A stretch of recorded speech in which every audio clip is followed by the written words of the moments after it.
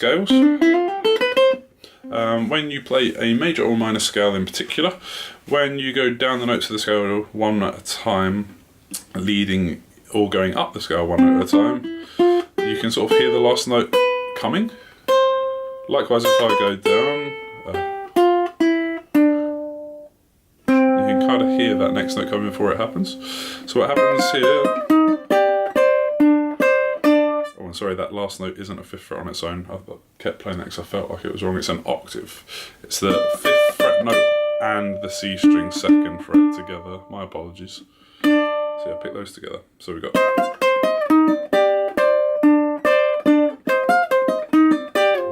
And then here's that descent I was mentioning. Oh. Okay, so we do that chord, picking the 2 strings, then the E on its own, and then we got middle finger goes to 3 on the C string. Nice bit, tiny bit of vibrato on that, and then an open C. And then that leads us back into a similar repetition of the piano part. Thus far, quick recap. I'll skip a tiny bit.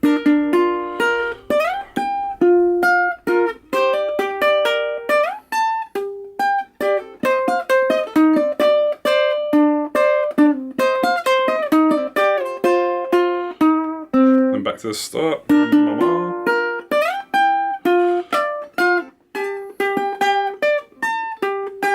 Then we've got some variations going on, so after this part, go back to the mama, just as normal. And then when he sings Life Had Just Begun, you're basically going to do that, but over the top of it. Oh. Yeah, we're going to have those two Life Had Just Begun, 2 notes in the background. So what happens, we do the 8th fret note on the A string, but at the same time we're doing 7 on the G. So that happens, and then we're going to do this low note in the background at the same time as that same 8th fret note you just played. So don't take that finger off. I'm just going to quickly retune because I can hear some fluttering going on, which means, yeah, they were out of tune. That was just my A. There we go. So that part is. Nope. And then we got a little bit of a stretch. This sort of chord has sort of 2 parts. One is the low end, one is the high part, which moves a teeny bit. So we got 7 on the C string, 6 on the E string, so the 2 middle strings, and the pinky goes all the way up to 12. Now, a really common mistake that I notice in a lot of my students when they're trying to do stretchy chords and find them a bit hard, is think about your knuckles and your hand's position. If you're playing like this with your knuckles behind, say your fingers, have this amount of length. If your knuckles here, but you're playing the 7th and the 6th fret, and your knuckles are around about the 3rd fret, you are losing potential distance that they can reach. Whereas when I do that immediately without even trying, I'm pretty far up. Likewise with these fingers, the ones that are actually playing the notes, if you do that kind of thing, which you can see it looks uncomfortable, the finger's going back on itself, which is restricting the amount you can stretch, and it just doesn't feel cozy. So try and have sort of like wide finger position, but not not tense. Not tense is a big deal. So that part.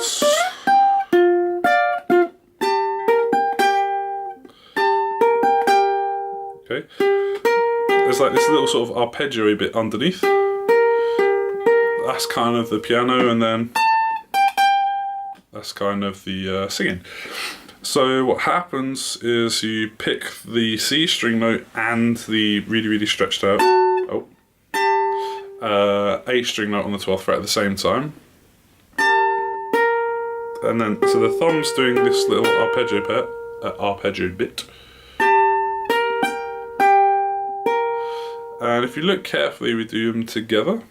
Then the E string,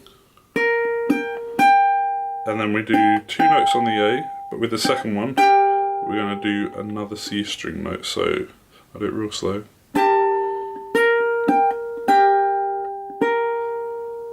Okay, if I do it fast now.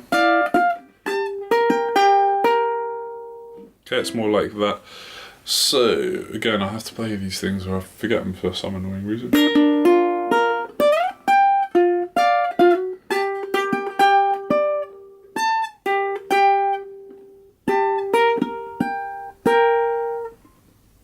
I've gone a little bit blank. Sorry, let me try again.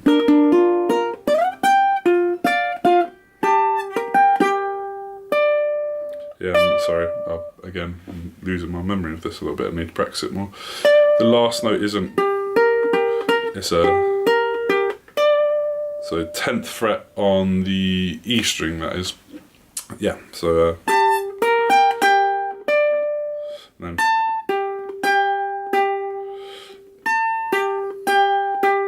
So that's the same part as earlier.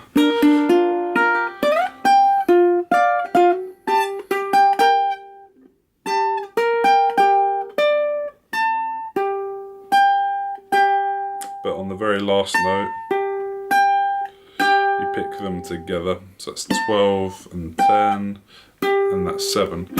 Then it all goes a bit weird. On my version of this, it sounds correct, but it's a bit, maybe a tiny little bit different to the exact rhythm used. It's the same notes, but the rhythm's a little bit out there.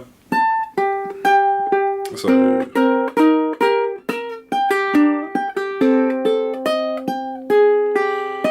And the lower. So what happens there is we move the middle finger to the 6th fret of the E string. And we're picking the C string at the same time as the E on the 6. And we go 0, 0, 3, 7. So again, big wide stretching fingers. Yeah, and using the correct ones will really help it. And then your middle finger's on 6. And you could do it this way because it's not too much of a stretch, but nice to swap to the index so it's less of a stretch. 6, 10 on the E, then the A you're going to do there, so. Okay.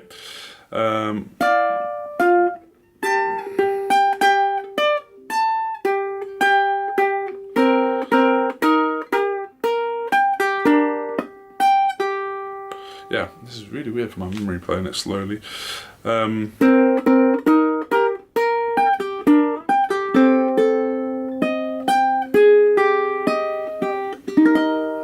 what I'll do is I'll get you to this point and then I'll call the lesson a day, and I'll try and get it in my head a bit more precise. So after this part,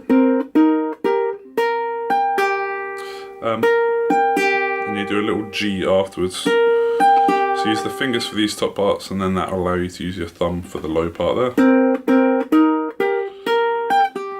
And then we've got 2 and 6 on the 2 middle strings. Again, likewise using index and pinky to make the stretch easier. And you do that 10 and then open G again here. So. And then you pick C and the open A. Open A you do twice. 6, 10 on the A, and then we've got this little sort of dissonant part, which a lot of the time having something slightly dissonant before a really clear chord makes it, I don't know, sort of have a bit more impact. So it's a open G, nothing on the C, and then 4, 6 on the E, then A, and you go. So you can probably see the picking order: E, G, A, G, and the mama chord, open 3, 6, 6. So you're barring with your pinky there.